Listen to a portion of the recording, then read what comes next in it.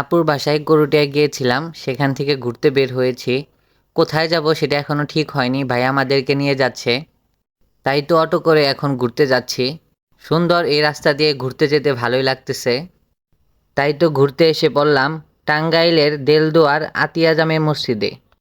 এখন আমরা সবাই মসজিদের ভিতরের দিকে যাচ্ছি।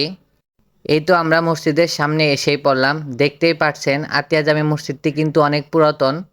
এই মসজিদটি নির্মাণ হয়েছে ১৬০৯ সালে। ৪০০ বছর পুরানো এই মসজিদটি।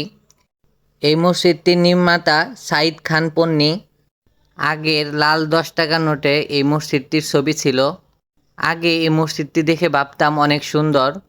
এই মসজিদটি যে আমাদের টাঙ্গাইলে আছে আগে জানতাম না। তারপর আমি মসজিদের ভিতরে ঢুকে এসে পড়েছি। দেখেন মসজিদের ভিতরে কত সুন্দর। এত বছর পরেও মসজিদের ভিতরে কত পরিপাটি তা আমি কখনো ভাবতেই পারিনি। এই মসজিদটির ৪টি গম্বুজ ছিল, লাল ইট দিয়ে তৈরি করা। আজকের ভিডিও এই পর্যন্তই।